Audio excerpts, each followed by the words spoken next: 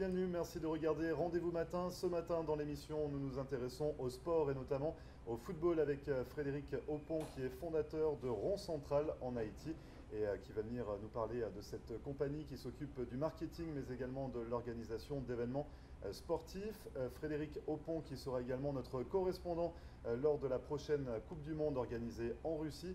On va en parler avec lui, restez avec nous, on revient juste après ça.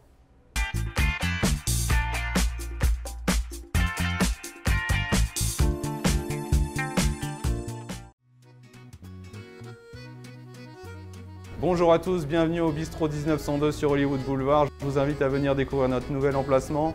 On est ouvert toute la semaine, du lundi au samedi. Le dimanche, on ouvre à 11 h pour un gros brunch avec plus de 60 plats différents.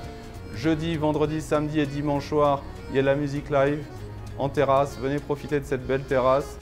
Pour réserver une table chez nous, 305 316 31 36. À très vite, on vous attend. Merci.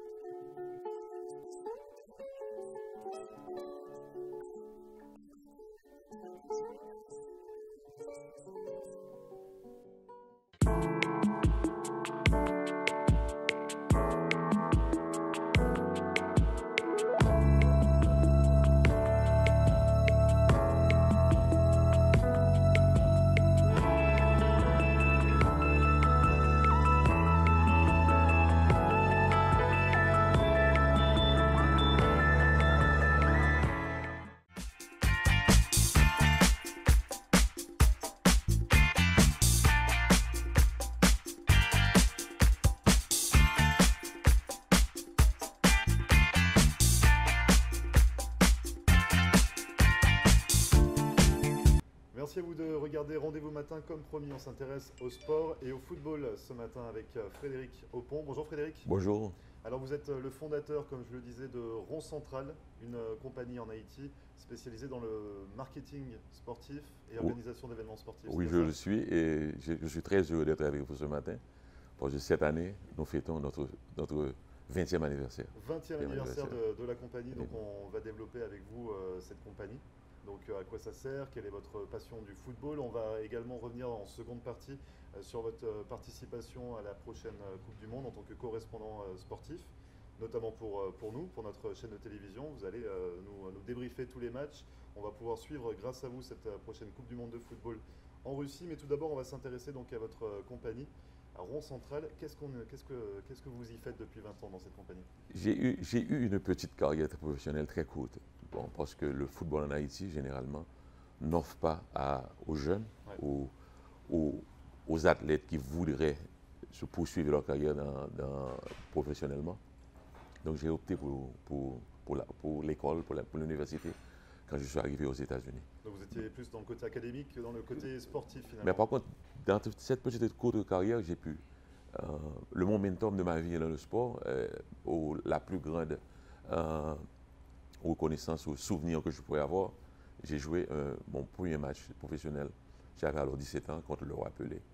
Et c'était un match où je jouais pour le Violette. Et par hasard, le Violette fête cette année aussi. C'est son 100e anniversaire.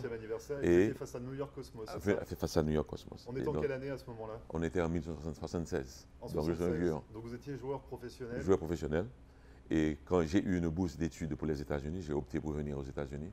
Et j'ai joué plus ou moins dans le circuit universitaire des États-Unis. Et donc finalement, vous dites que vous avez préféré le côté académique au côté sportif. À cette époque, c'était un peu compliqué pour vous de... C'était compliqué parce qu'à cette époque, comme vous le savez, le football a beaucoup progressé. L'argent n'était pas là. Et aux États-Unis, c'était pratiquement à l'état embryonnaire le football. Et on jouait simplement dans les championnats communautaires. Ce qui veut dire que, par exemple, il y avait une communauté haïtienne qui avait un championnat où on gagnait peu d'argent par semaine. Donc j'ai préféré laisser le foot pour y aller. Mais par contre, je me suis mis dans l'administration sportive et j'ai suivi de près le football haïtien. Et et pour s'y mettre, j'y croyais qu'il fallait, pour participer, il fallait aller à un haut niveau. Et en 1996, je suis retourné au Bercail et puis j'ai essayé, dans ma mesure, d'aider le football haïtien. Donc vous l'aidez comment le football haïtien justement, donc avec Rouen Central, avec votre compagnie? Avec Rouen Central, la première chose, quand je suis retourné, il fallait se mettre au diapason. Donc j'ai cru que la fédération haïtienne ou le football haïtien en général devrait prendre le chemin de ce qu'on appelle maintenant dans le football de la préparation invisible des équipes. La préparation invisible, ce qui en concerne le bon état des lieux des joueurs et aussi la méthode un petit peu scientifique de la préparation. Donc c'est-à-dire ça consiste en quoi exactement? Ça consiste, la première innovation que j'avais pu faire et qui a donné ses fruits, j'ai occupé la place de administrateur du team, ce qu'on appelle de team manager. Ouais. Donc, je les ai appris et ensemble, nous avons pu bien cerner la logistique et l'environnement même des joueurs, et ce qui a apporté beaucoup de fruits. Donc ça, c'est vraiment en premier lieu? En premier lieu. Et en deuxième lieu, j'ai eu la chance de travailler pour une très grande compagnie au Brésil qui s'appelle Finta. Et j'ai été premièrement avec le Rouen Central que j'avais formé, a été la première compagnie qui avait sponsorisé la Fédération haïtienne de football. Et je me rappelle très bien, la première Gold Cup qu'on a jouée aux États-Unis, l'équipe haïtienne était vêtue d'une manière professionnelle et le rendement s'est bien manifesté. Parce que finalement, Rouen Central, c'est de l'équipementier. C'est l'équipementier, c'est le marketing et aussi la gestion des événements. J'ai réalisé pas mal de matchs et j'ai même représenté pas mal de joueurs de football. Mais c'était pratiquement, le Rouen Central, c'est généralement un peu de tout. Un peu de tout, mais pour l'équipe nationale d'Haïti? Pas plus que c'était une plateforme pour le football haïtien. D'accord. Le football haïtien. Donc on a eu pas mal on a réalisé pas mal de trucs. Donc le football haïtien, mais vous êtes également très impliqué au Brésil, c'est ce que vous disiez? Oui, au Brésil, parce que j'ai eu la chance d'être de bons amis de joueurs brésiliens assez fameux, comme Bebeto et Romario. Et comme souvenir, j'ai amené Bebeto à Port-au-Prince. Il a joué un match d'exhibition pour le Violette. Ah oui. On a pu amener Carica et je faisais partie des gens qui ont pu ramener la sélection brésilienne pour un match amical à Port-au-Prince. Donc, et Finta, et qui est une compagnie brésilienne, c'est avec eux que j'ai eu comme fournisseur d'équipement pour le Rouen Central. D'accord. Donc grâce à Rouen Central, et justement en 20 ans d'existence, vous fêtez les 20 ans. Les 20 ans, oui, clair. En 20 ans, quelle a été l'évolution? Qu'est-ce que vous avez remarqué? Ce que j'ai pu remarquer, c'est que le football haïtien, ou l'ambiance du football haïtien était très difficile. Ouais. Et pour pouvoir subsister, j'étais dans l'obligation d'ouvrir un peu mes ailes. Donc c'est pour cette raison que j'avais une clientèle un peu plus élargie, et je pourrais dire un peu plus la Caraïbe, parce que Jamaïque, j'avais des clients à la Jamaïque, à Trinidad, à Saint-Vincent et d'autres îles. Et par contre, j'ai participé aussi avec Jacques Warner, qui était à l'époque le président de la CONCACAF et président de la Fédération trinidadienne de football. J'étais heureux et honoré d'avoir, je peux dire, d'avoir participé à la classification de Trinidad et Tobago à la Coupe du Monde 2006. Donc j'ai été avec eux. Donc c'est une grande fierté pour vous? C'est une grande fierté. Il y a eu une belle évolution finalement. Une très bonne évolution. En 20 ans. En 20 ans. On le voit, vous êtes très impliqué dans le monde sportif, que ce soit du côté professionnel, que ce soit sur le terrain finalement ou même en dehors du terrain. Vous en gardez quel souvenir justement? On en a parlé un petit peu tout à l'heure de votre rencontre avec les New York Cosmos. Vous en gardez quel souvenir? Premièrement, comme je t'ai dit, un joueur de football qui joue pour une équipe, son rêve est de jouer pour la sélection nationale. Pour sa sélection, de le défendre. Je n'ai pas pu le faire, mais j'étais peut-être dans le squad de moins de 20 ans. Et comme je l'avais dit, j'ai laissé Haïti, je te dire, à un âge assez jeune. Parce que généralement, l'explosion de joueurs de football, c'est entre 19 et 23 ans. J'ai laissé en 81, j'avais environ exactement 23. J'ai joué pendant une très bonne période à une autre équipe qui était parallèle aux Violettes, et qui s'appelle les Estudiantes. Comme le nom l'indiquait, c'était les jeunes, c'était nous qui pouvions jouer et qui ne pouvaient pas accepter la régularité ou l'intransigeance des clubs de première division. Donc ça a été un très beau souvenir de ma carrière. Et aujourd'hui, dans ma vie professionnelle, je côtoie encore ces jeunes-là qui ont pris l'option sport, éducation. Et pour moi, ça a été vraiment quelque chose de très enrichissant.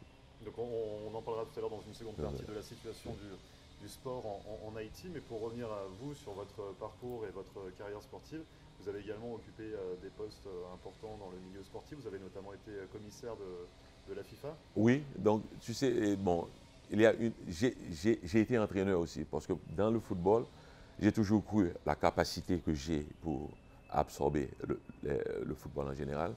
J'étais peut-être la deuxième génération de Clairefontaine. Donc j'ai été gradué comme entraîneur avec Tigana et Luis Fernandez, c'était de ma promotion. Donc j'avais toujours cru qu'on pourrait pu partir et aider surtout le football haïtien à ce niveau. Mais quand je suis retourné en Haïti pour pouvoir être entraîneur, j'ai réalisé que les conditions n'étaient pas... Donc ça, c'était en 96. En 96. Ouais. Les conditions n'étaient pas réunies. Donc je me suis redirigé un peu plus vers l'administration. Et comme vous l'aviez dit, et comme je l'avais dit au départ, l'une des choses qui a été plus fascinante, c'est d'avoir été commissaire de FIFA pour la zone de la Caraïbe. Et qu'est-ce que ça vous a apporté justement, ce poste? Oh, ça m'a ouvert beaucoup de portes. Le football, c'est ça, c'est une grande famille. Et quand on est dans le marketing, ça vous donne la chance de connaître des compagnies assez puissantes qui vous aident dans le patronage ou même dans le système même du jeu et de tout. Donc ça vous a ouvert beaucoup de portes, voilà, beaucoup de portes. Et puis aujourd'hui, je peux le dire que j'ai pratiquement vécu ma vie à travers le sport. Et on le voit, vous continuez encore. Donc là, on parle beaucoup de football, mais Rond Central, ce n'est pas que pour le football. Vous êtes également dans d'autres sports, c'est ça? Bon, c'est pas Rond Central. Pratiquement, c'est pas Rond Central. Je suis dans d'autres sports parce que. Alors, Rond Central, c'est pour le foot, mais c'est vous personnellement en tant que oui, Frédéric parce que Dupont. j'ai été approché pour être président de la fédération de boxe. Oui, donc on est dans la boxe. Hein. Oui, donc j'ai pu apporter l'expérience que j'ai eue du football. Et en fait, administrer le football, c'est un sport. Ce sont les mêmes techniques. Ce sont les ingrédients qui sont un peu différents, mais on s'adapte de toute manière. Mais vous êtes donc président actuel de la commission haïtienne de boxe. De boxe. Très connecté dans le monde, de la boxe.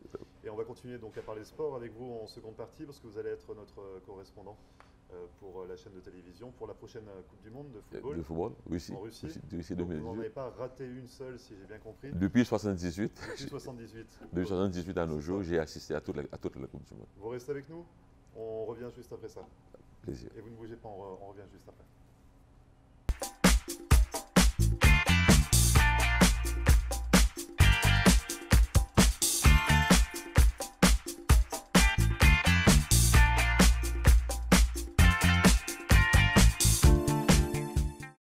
Marcelle Poirier, avocate en droit de l'immigration américaine et membre du barreau de la Floride.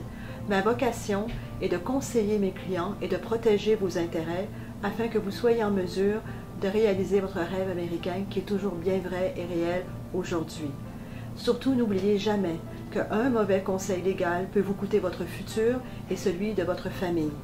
N'hésitez pas à nous contacter par téléphone ou sur mon site internet à marcelpoirier.com et nous serons très heureux, mon staff et moi-même, de répondre à vos questions et de vous recevoir au cabinet, j'espère très bientôt.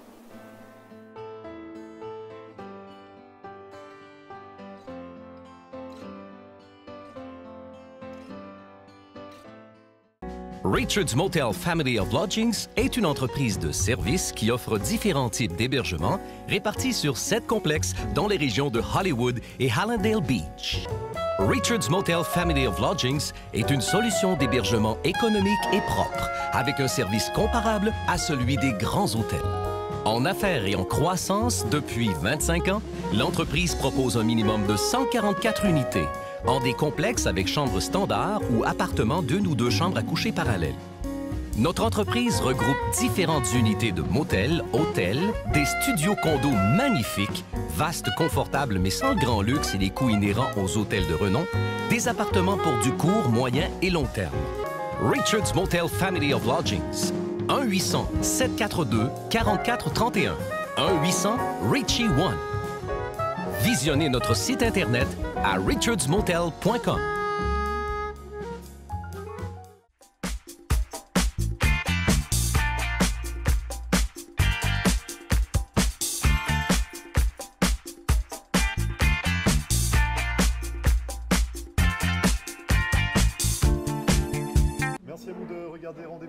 je suis toujours en compagnie de Frédéric Aupont. On parle sport et football notamment depuis le début de cette émission. On a parlé de Rond Central, votre compagnie que vous avez fondée il y a plus de 20 ans en Haïti, qui fait du marketing et qui organise des événements sportifs. C'est bien ça? C'est bien. Vous êtes président de la commission haïtienne de boxe également. Vous êtes très impliqué dans le sport, on a pu le voir. Vous avez été joueur professionnel également. Et là, on va parler d'un autre domaine, c'est le commentaire sportif, parce que vous allez être donc notre correspondant pour la prochaine Coupe du Monde de football organisée en Russie. Ah oui, si. Et si j'ai bien compris, vous n'en avez pas raté une seule depuis 1978, donc depuis 40 ans, vous suivez tout. Depuis l'Argentine. Donc chaque année, vous Chaque y êtes. année, je suis. Vous allez vous y allez pour faire du commentaire sportif, vous y allez à titre personnel. Généralement, par passion, j'ai combiné les deux choses. J'ai fait le plaisir et aussi la capacité de pouvoir donner aux gens une autre vision de la Coupe du Monde. Et dans l'une des occasions, on avait intitulé cette émission « Les vestiaires dans les coulisses du stade ouais. ». Parce que généralement, la Coupe du Monde, c'est pas seulement les matchs dans le stade, c'est l'ambiance en dehors du stade. Donc, comme cette émission-là, on avait eu une émission du matin qui était le réveil de la Coupe du Monde. Ce sont les gossips de la soirée, parce que généralement, les gens connaissent le score, ouais. ou du moins les scores, dépendamment des matchs. Donc, c'est parler un petit peu de l'ambiance même de la Coupe du Monde et donner des nouvelles que nul ne peut y avoir. C'est ce qu'on aura également cette année. C'est exactement. Exactement. Et je travaille avec Claude pour voir si on aurait pu avoir un résumé de la journée aussi. Là, on en pourrait discuter et faire des commentaires de ce qui a été fait et quelles sont les probabilités des choses qui vont y avoir. Donc ça, c'est ce que vous préparez en tant que correspondant c'est correct. Pour le mois de juin-juillet. Ça arrive très vite. On va devoir suivre ça sur la chaîne de télévision. Également, on va reparler un petit peu de cette Coupe du Monde, forcément de football. Haïti y a participé en 74. En 74. Et on n'a jamais eu la chance d'être aussi proche, aussi près d'une Coupe du Monde. Je pense que, si je ne m'abuse, il y a plus de 20 ans que Haïti n'a même pas pu atteindre l'hexagonal de la CONCACAF, qui vous donne le droit de participer.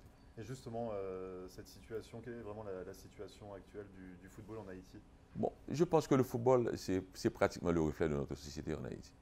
La première chose, c'est qu'on a beaucoup de passion, mais on refuse de suivre ce qu'on appelle le côté scientifique du jeu. Parce que quand on veut réaliser quelque chose, il y a toujours deux approches. Il y a l'approche cosmétique et l'approche scientifique. L'approche cosmétique, c'est de penser de résoudre le problème dans le jour. L'approche scientifique, c'est de poser des structures valables pour pouvoir aller vers l'avant. Donc il manque des structures, c'est ce que vous... Des structures et aussi une vision. Et si je ne m'abuse, il y a peut-être environ 20 ans, 15 ans, et Stéphane est l'un des produits de cette vision.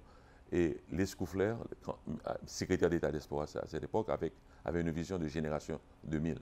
Et je pense qu'à cette époque, je rappelle 95-96, donc il voyait dans le futur l'investissement dans les jeunes afin de pouvoir avoir une génération d'éclat. Donc, ce qui a fait défaut aussi au pays, c'est que généralement, il n'y a pas de suivi dans les politiques institutionnelles. Quand Les Scouflers est parti, et le ministre d'après ou le secrétaire d'État d'après n'a pas eu la même vision, c'est comme s'il a été un boycottage, donc on a retourné autour. Maintenant, ça, on parle du secteur étatique. Maintenant, il faut comprendre que la fédération, c'est l'accumulation des talents dans le football professionnel.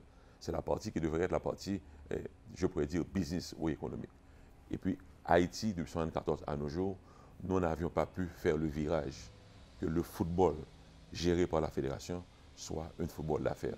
Parce qu'il n'y a pas moyen à quiconque de pouvoir soutenir une équipe avec sa passion. Ouais, il faut des finances. Et les finances, il faut avoir une structure. Et maintenant, il est très facile de le dire, mais en fait, dans le football, dans le sport ou dans tout négoce, c'est la théorie de l'œuf et de la poule. Il faut qui vient avant, finance ou structure. Et généralement, tu peux avoir le tout ce que tu veux. Si tu n'as pas la mentalité ou une vision de faire, l'argent ne servira à rien. Et je pense que le football haïtien doit passer par ce cap pour pouvoir encore évoluer. Qu'est-ce qu'il faut faire justement parce que la situation aurait tendance à se dégrader actuellement, c'est ça ou... Non, tu sais, moi je pense, et je l'ai beaucoup exprimé, que la solution devait être une solution hybride. Je pense que à ce point que l'on est, il faut l'implication du gouvernement. Parce que je ne pense pas que le football dans le secteur privé, pas commerce, dans le football privé en termes que de fédération, aura jamais la capacité financière de pouvoir se retirer. Mais que l'on le veuille ou non, c'est un passage obligatoire. Et maintenant, on a eu une chance inouïe, c'est que dans la Coupe du Monde de Qatar, il y aura 48 équipes.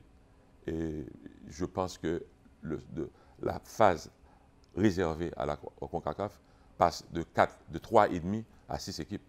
Donc si Haïti ne peut pas se situer d'être parmi les 6 pays qui ont le droit de la qualification pour une Coupe du Monde, là, vraiment, on est en train de passer à côté. Donc, bon, et au-delà de la question financière, finalement, pour revenir sur cette équipe nationale en Haïti, vous la situez comment? Oh, c'est une équipe assez compétitive et très compétitive. Mais il y a un danger, un grand danger avec la sélection nationale. La sélection nationale, je pense, si ma mémoire est correcte, ou si mes informations sont plus ou moins bien cadrées, on est une sélection à 95 à 98% d'expatriés. Ce que je veux dire, ce sont des joueurs jouant au professionnel à l'extérieur qui viennent jouer pour la sélection. Le danger, c'est que la plupart de ces joueurs, je ne le dis pas, ils défendent Haïti, mais aussi ils ont un agenda. Ouais. Moi, je dis toujours, un joueur qui vient jouer pour Haïti, vivant à l'extérieur, c'est parce qu'il n'était pas au calibre de jouer pour l'équipe là où il vit. Mais ça c'est normal. Et la sélection haïtienne, en retour, lui donne une plateforme comme joueur professionnel. Parce que, l'on veut ou non, jouer pour Haïti contre le Brésil, ou contre la France, ou contre, je ne sais pas, le Paraguay en match international, amical, ça donne aux joueurs la capacité que d'autres équipes au monde puissent plus le voir. Le danger, c'est qu'on essaie de maintenir un pointage, si je veux, dans le football international. Si tu vas maintenant dans le ranking international, tu vois que Haïti est plus ou moins bien situé par rapport aux gens de la CONCACAF. Mais la question fondamentale, que devient-il, que sont-ils les joueurs en Haïti? Le football en haïtien, intrinsèquement, que ce qu'on a pu produire, c'est vraiment difficile. Donc, justement, pour avoir des locaux dans l'équipe nationale, il faudrait peut-être, c'est ce que vous disiez, plus de finances, plus de structure. Plus de structure, parce qu'il n'y a pas moyen de motiver un joueur, surtout au niveau professionnel, s'il ne peut pas dépendre du jeu pour y vivre. Non, parce que le joueur professionnel a le même réflexe que Messi.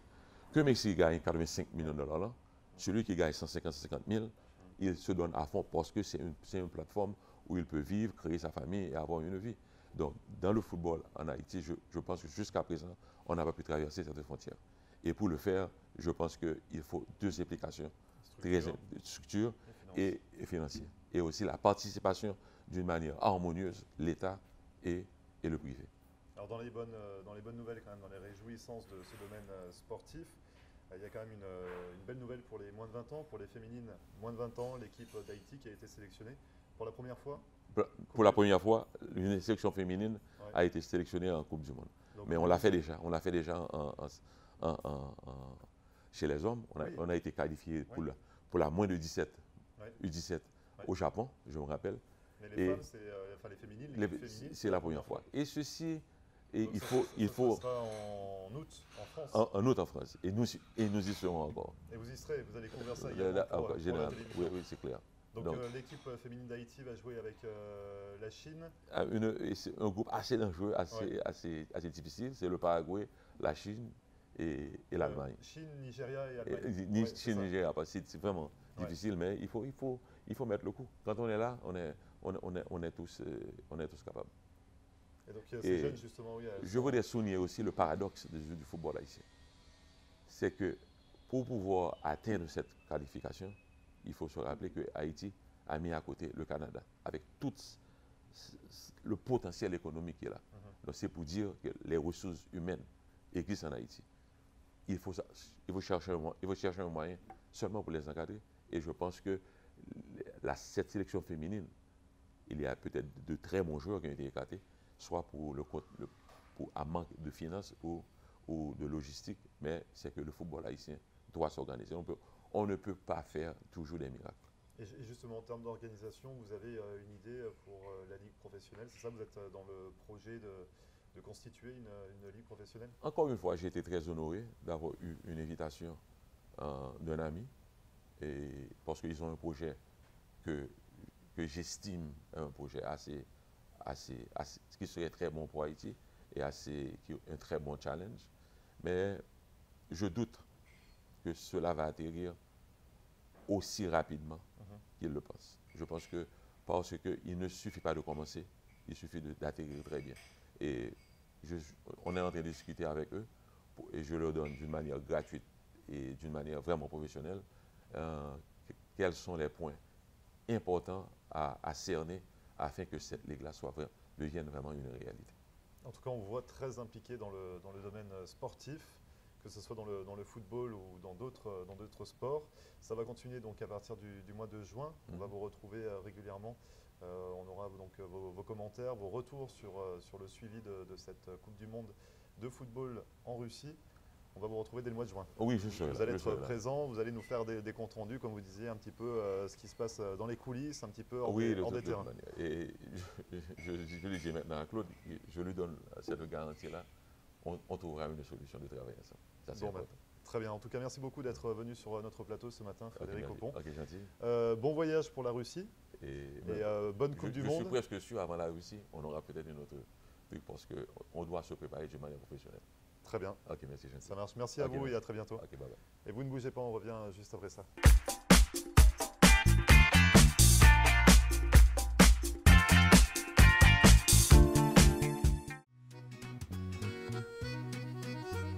Bonjour à tous, bienvenue au Bistrot 1902 sur Hollywood Boulevard. Je vous invite à venir découvrir notre nouvel emplacement.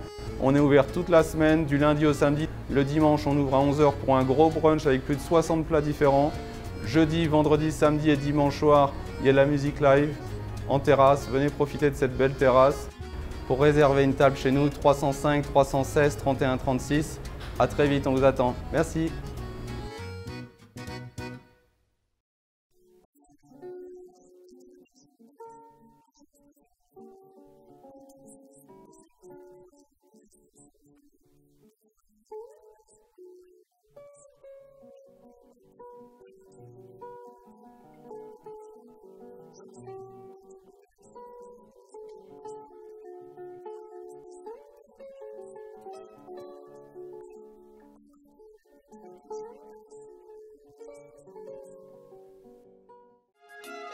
Mes amis, si vous amenez votre partenaire à Jimbo's Restaurant, elle ne vous quitterait jamais. Un endroit romantique au bord de l'eau avec les meilleurs fruits de mer.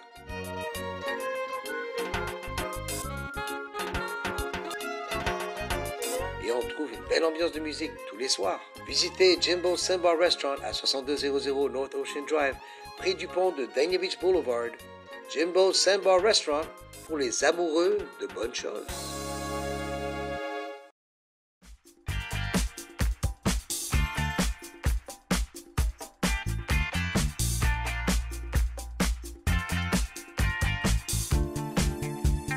Merci à vous d'avoir suivi cette émission spéciale consacrée au sport et au football avec Frédéric Oppon. Une émission à retrouver comme à chaque fois en podcast sur notre page Facebook sur floride.tv, mais également sur notre page YouTube. Vous pouvez nous contacter par mail à floride.tv@gmail.com.